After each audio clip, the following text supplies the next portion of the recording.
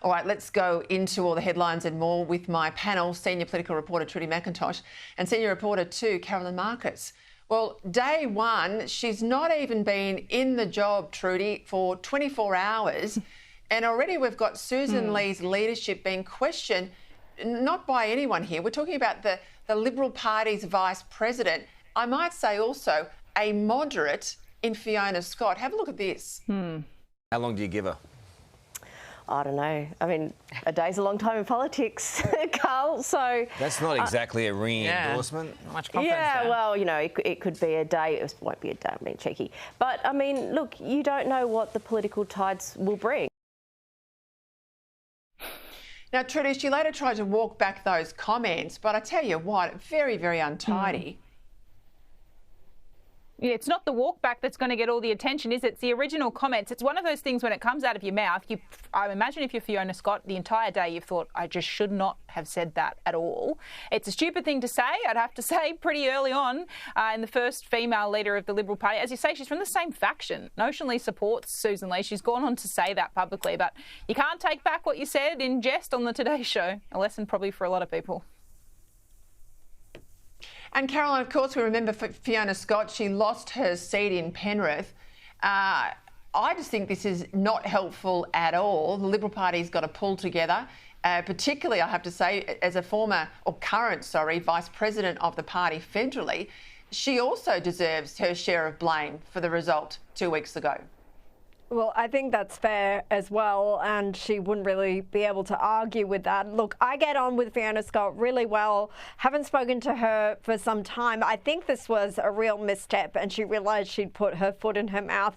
It was probably meant to be a joke, and she did say that. However, there's usually a kernel of truth in jokes, aren't there? And I do get the sense that a lot of people, whether it's in the party or out of it, do feel like perhaps Sussan Ley is a placeholder in this or has been appointed because she is a woman, and that's what so much of the criticism of the party has been about. Whether it's true or not, you can't escape the perception that there's a bit of a token woman feel about this this appointment, this vote in for her, and that there's more serious contenders in the long term as potential Prime Minister material, like Andrew Hasty, like Jacinta Price, like even Josh Frydenberg if he returns. So whatever it's true or not true, I think that is the perception out there for a lot of people, but certainly very unhelpful for Fiona Scott to maybe point that out.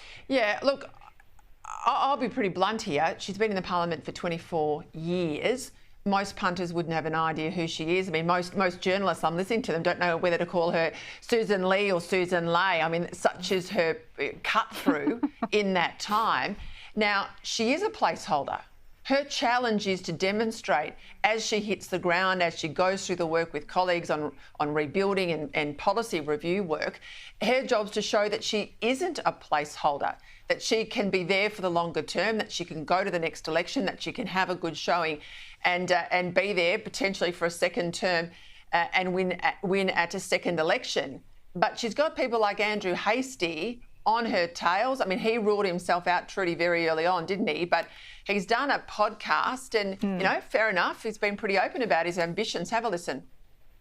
I'd be foolish to say I don't have a desire to lead. I do have a desire to lead, but the timing was all out for personal reasons. I mean, no one in the lower house would rule out an ambition to lead Trudy, but he's smart. He's realised to go now after such a smashing, comprehensive loss, not the right time.